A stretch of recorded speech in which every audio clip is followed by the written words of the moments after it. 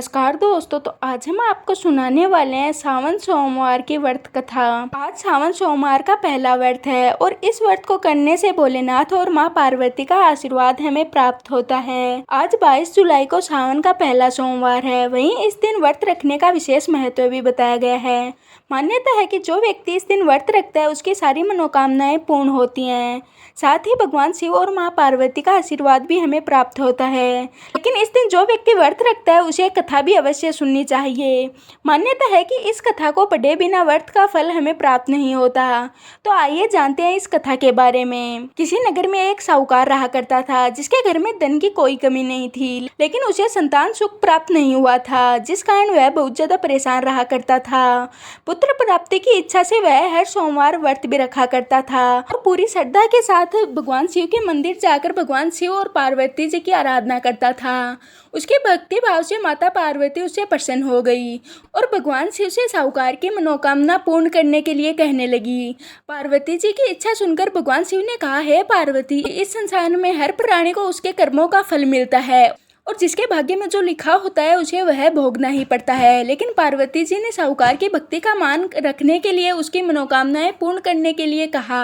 माता पार्वती के आग्रह पर शिव जी ने साहूकार को पुत्र प्राप्ति का वरदान दे दिया, लेकिन साथ ही यह भी कहा कि बालक की उम्र जब 12 वर्ष होगी तब उसकी मृत्यु हो जाएगी। माता पार्वती और भगवान शिव की यह बातचीत साहूकार भी सुन रहा था, जिसे सुनकर न तो उसे खुशी हुई न ही दुख।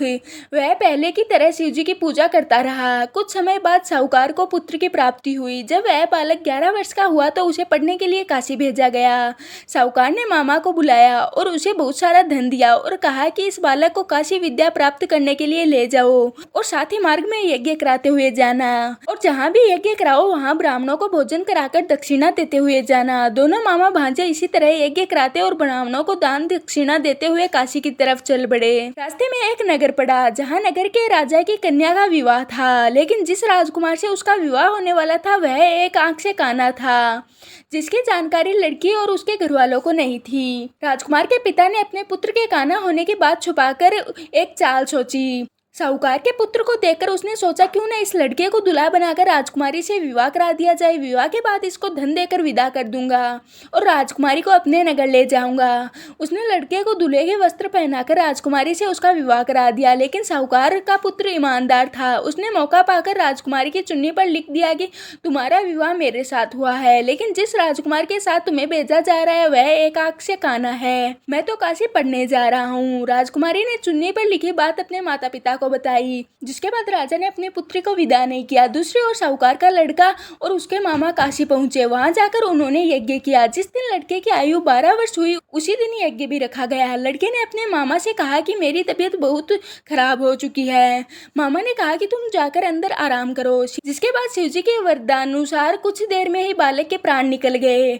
मर्त भांजे को देखकर उसके मामा ने विलाप शुरू कर दिया। संयोगवश उसी समय शिव जी और माता पार्वती उधर से जा रहे थे। पार्वती ने भगवान से कहा, स्वामी, मुझे किसी के रोने का स्वर सुनाई दे रहा है और यह मुझसे सहन नहीं हो पा रहा। आप इस व्यक्ति के कष्ट को अवश्य दूर करें। जब शिवजी मृत बालक के समीप गए तो वह बोले कि यह उसी साहूकार का पुत्र है जिसे मैंने 12 वर्ष की आयु का वरदान दिया था।